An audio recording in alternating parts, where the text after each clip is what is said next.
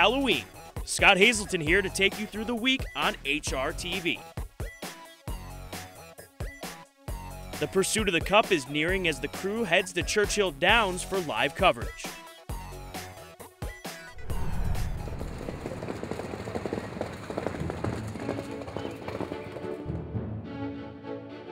The Breeders' Cup and Churchill Downs, where perfection was maintained. Personal Ensign, a dramatic finish, and here is the wire, and it is Personal Ensign there.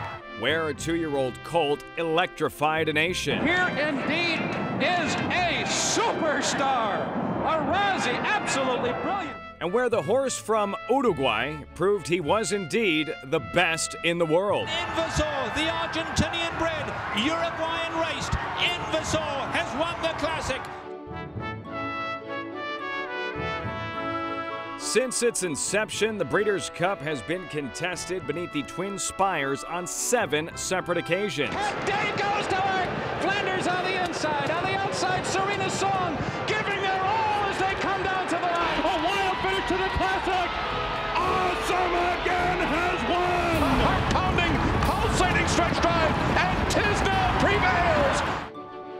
Now in 2010, with the Cup back in Louisville, racing's biggest stars are once again in pursuit. Golda Cover is something special. Golda Cover and Olivia Pallier win it again. This is unbelievable.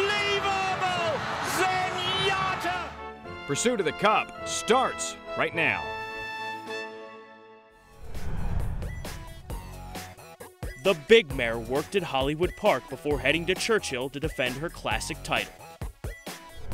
Refusing to lose, Zenyatta and her final work. This was yesterday at Hollywood Park for John Sheriff's Mike Smith in the saddle. Gary, take us through this drill of 3/4 of a mile in 1:11 and 4. Typical drill for her. There's 2 horses well up in front of her, probably 14, 15 lengths in front of her at this point. As they approach the quarter pole, you'll see them come into the picture just before coming into the stretch.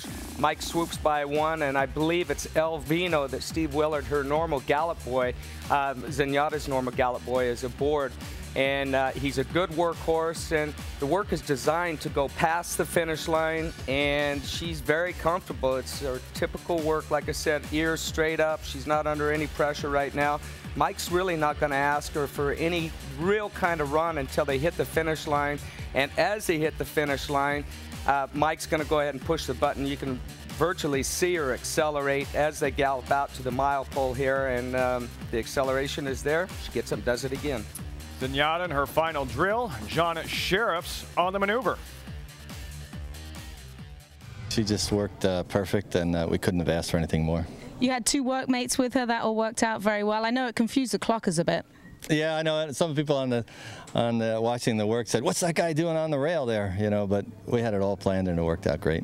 Do you think she's in as good a place as she was last year, if not better?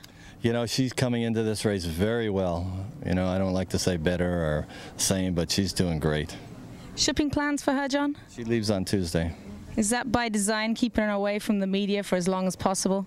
Well, you know, that's by schedule. That's when Tex Sutton plane goes, so we wanted to keep her in California as long as possible, and that's the last opportunity to get her there. How does it make you feel, all these people showing up to come and watch her work? And this is just the beginning of your week. Yeah, you know, it's just great. We just love the fans to come out. It's a once-in-a-lifetime experience. You've been around her. You know what sort of presence and aura she has. You know, she's a horse you really need to see. Clocker Gary Young joined the Churchill Pursuit crew to discuss the Breeders' Cup workers.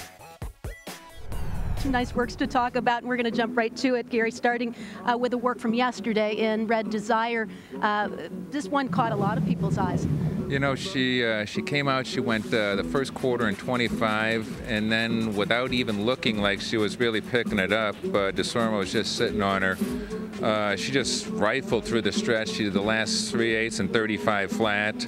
And as you can see on the video here, I mean, without any urging at all, it was it's a really, really impressive move. She ran good in her first race in America, but she looks like she might be going to move forward after this work, and she's a turf filly doing that on dirt also. And a beautiful gallop out as well. Smiling Tiger we got to look at yesterday. What did you think? Smiling Tiger joined in after the renovation break. He joined in with a bunch of horses. This almost looks like a race coming down the stretch here, but previous to this, he broke off behind all these horses. And the horse he winds up outside is Noble's Promise, who ran in the Kentucky Derby last year. And he made up 10 lengths on him. He winds up finishing even with him without much urging. And 58-2 yesterday stood out. That stood out a long way. Even though he's a 3-year-old going against older, I look for him to make some noise in the sprint. And then the New York bred going against Open Company, Haynesfield, looking as if he took to this track pretty well. This was this morning. As you can see, he's under an absolute death grip. Obviously, they didn't want to do a whole lot with him because he's coming off such a monster effort in the Jockey Club. He looked terrific. He looked like a wheelbarrow full of sand going downhill. And I don't know if we're going to see it here. The gallop out on this work was unbelievable. When the rider stands up, it's terrific. HRTV's Zoe Cadman gave us an up-close look at the Mandela Ball. Now I've stopped by the Richard Mandela barn to find a champ by the name of Pegasus. The flying horse. The blanket is disguising his wings. You can't be possibly showing them first thing in the morning. Okay, so there's Pegasus. We're looking for something a little bit prickly. Good morning, Crown of Thorns. You're not prickly, are you? What are we doing, Richard? Just a little fresh air in their lungs, and next week we'll start to tighten it up a little bit. This is Champ Pegasus mounted. Kinsale King is looking on intently. It's not all about you, King. If you're wondering if Becky Witzman was more than a talking head, here she is, hard at work. This is what's known as stalking Mandela. Everyone needs one. Leaving the barn on Champ Pegasus, he has the instructions.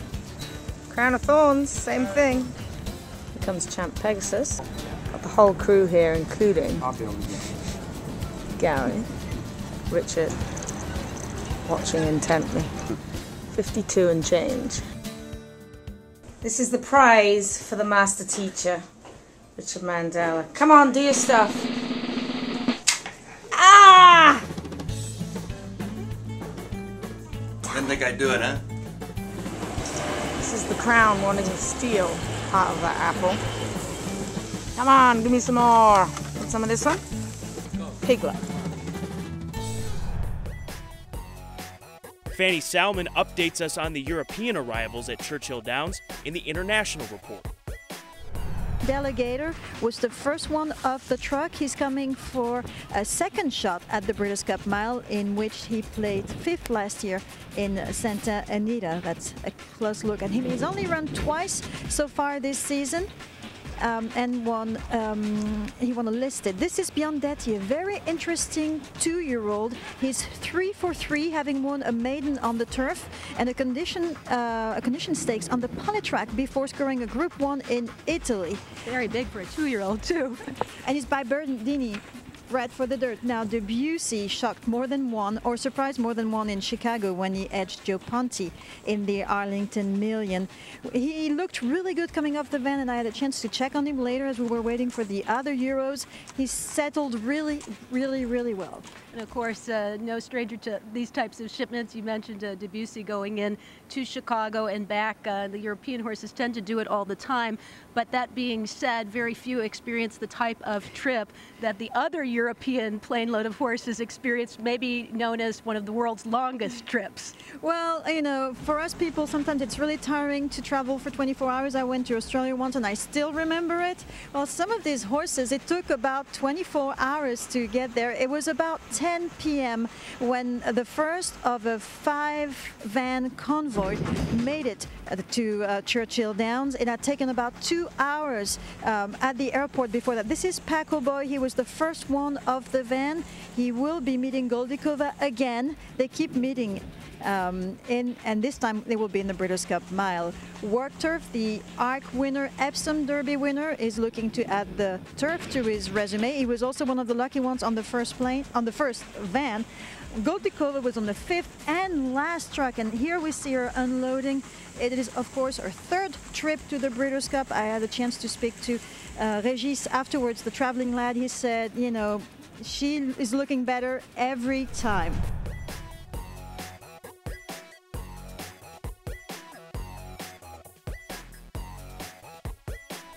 I thought both horses worked very well. You know, Quality Road's obviously exceptionally talented horse and does things very easily. And so I thought it was a good progressive work. Picked it up down the lane, galloped out well, and seemed to get over the ground extremely well. What about Aconite? I thought Aconite, you know, was typical of the way he normally works. Obviously, he's working against, you know, a top class animal, but he held his own very well, and looks like we got what we wanted out of it. With Quality Road, I mean, you've talked about the time in between the races. How difficult it is to train a horse up to a race like this with a significant amount of time between races? Does a horse have to be a particularly good workhorse to do that?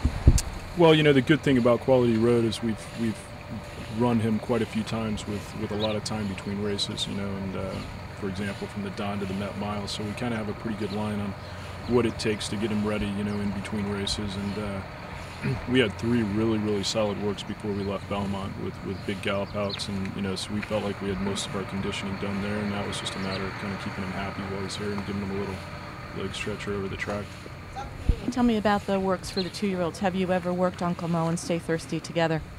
I don't believe we've ever worked them together. You know, they have both worked in company quite a bit, and you know, we were not looking for a whole lot from either one. Stay Thirsty had a lot of his conditioning done at Belmont as well, and Uncle Mo obviously is running back in 28 days off of, you know, he ran a mile in 1:34 and changed 22 days ago, so it's just more of a kind of letting him get a little feel for the track. I thought it was a little slower than I wanted it to be, but it was the right kind of slow. They went each eighth a little faster than the previous one, and thought, you know, in particular Uncle Mo galloped out really well, and it's all the way back at the half-mile pole before he actually pulled up. And Rose Catherine, in that work, I noticed that she was a little anxious going to the pole. Was that just her wanting to get into the work? She's a superior workhorse, and she'd work as fast as a horse would possibly work if we allowed her to. But when they're going 5/8 on the grass, they need to be ready to roll. So that's her game, and you know, I thought she worked very well. And you know, we have to be a little careful with her. Sometimes she'll do way too much, but thought we had a nice quiet turf course. No one else was out there, and it seemed like she handled it real well.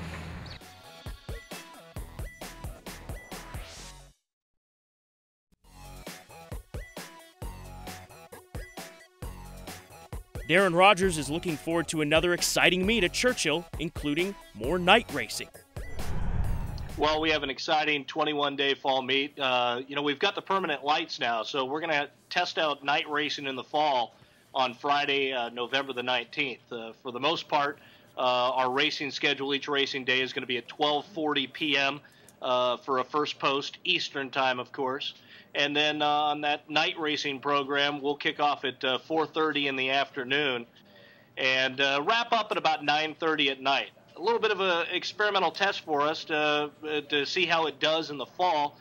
Obviously, temperatures are drastically different than you have in June and July when we usually host it. It could be anywhere from 30 to 80 degrees. So we'll have to see how that fares, and we're going to be mad about plaid. That's the theme for the night racing on November the 19th. You have an interesting thing on your opening card, all 2-year-olds. Talk about why you decided to do that. Well, we've done this for the last 5 years or so here at Churchill Downs with bookend Stars of Tomorrow programs at the start and end of each race meet. And this year, with the positioning of the Breeders' Cup on Friday, November 5th, and Saturday, November 6th, we're hosting the Stars of Tomorrow 1 program this Sunday, opening day. 2-year-olds usually dominate the fall racing meet here at Churchill Downs.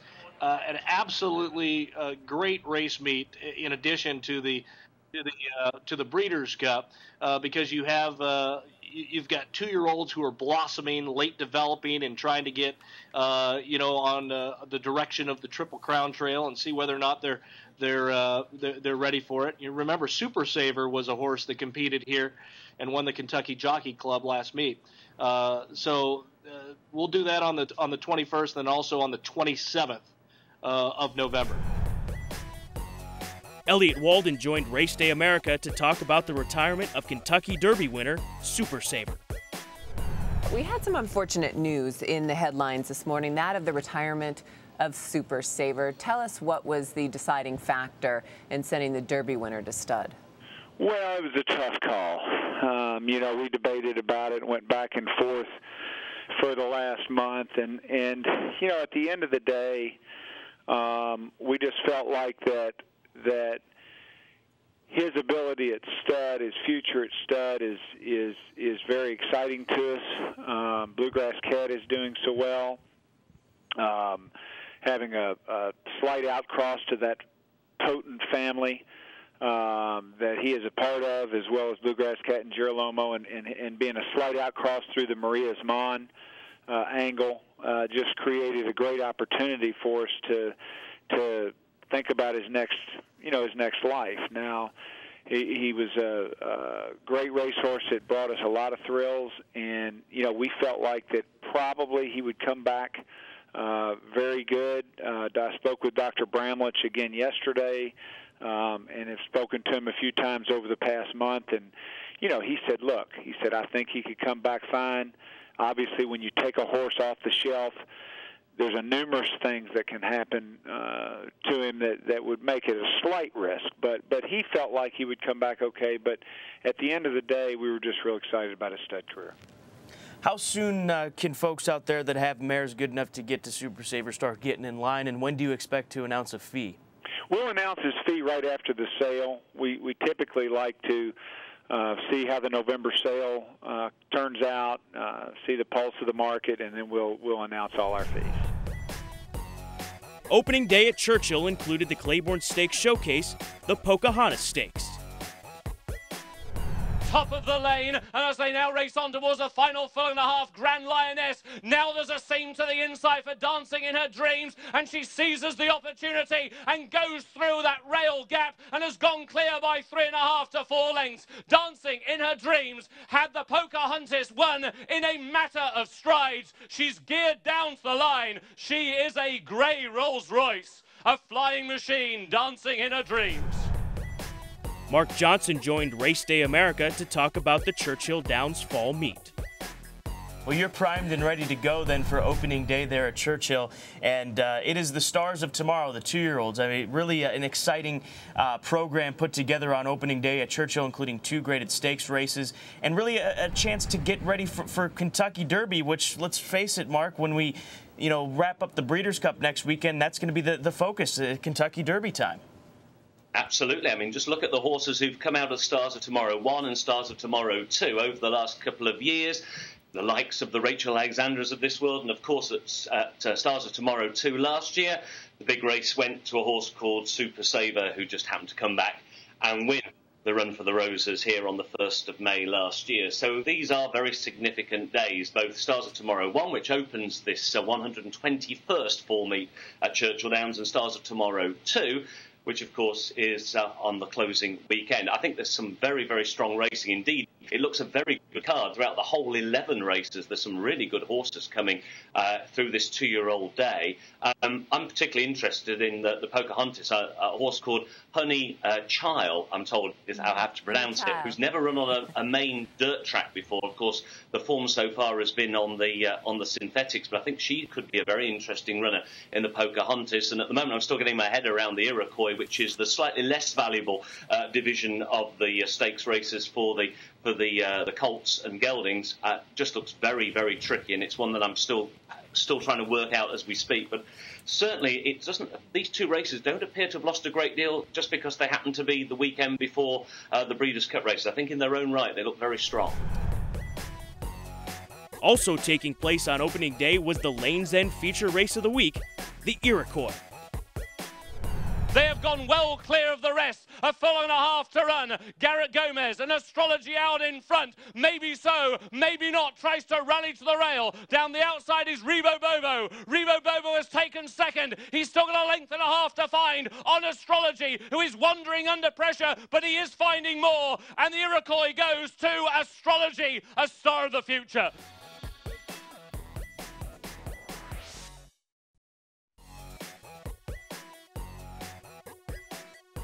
Laughing Charlie's coming fast on the outside for Rosie and the Provident. Could this be career win number 1,000? It's looking better and better with every stride. On the outside, Laughing Charlie. Francis Cromie's trying to hold on, but Laughing Charlie, congratulations, Rosie. Career win number 1,000 on Laughing Charlie.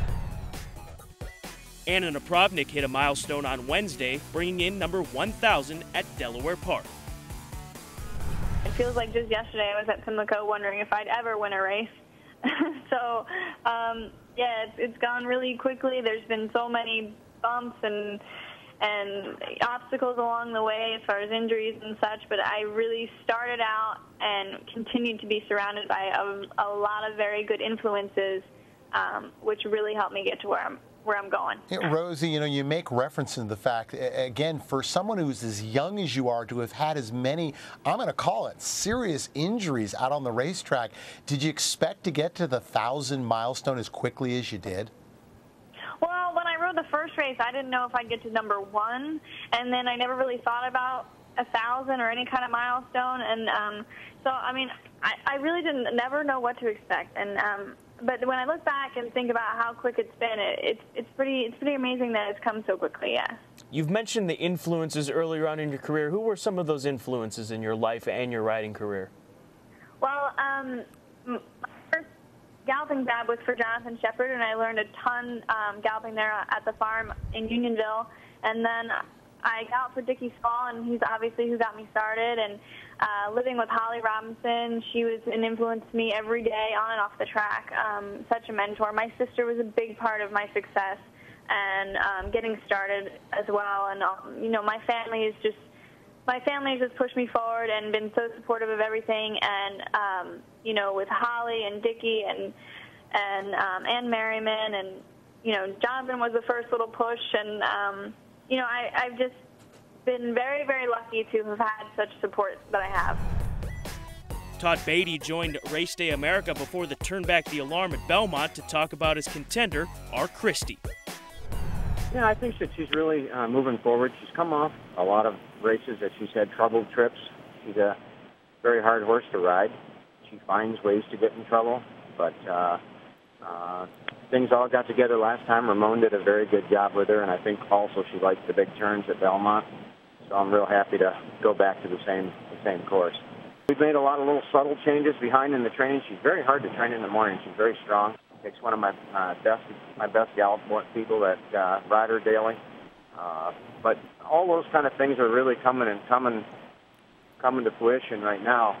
I really look forward to watching her run this afternoon. She's had a wonderful 4 weeks getting ready for this race. Sprinting to the finish, Funny Moon, R. Christie, those two, nothing between them, too close to call.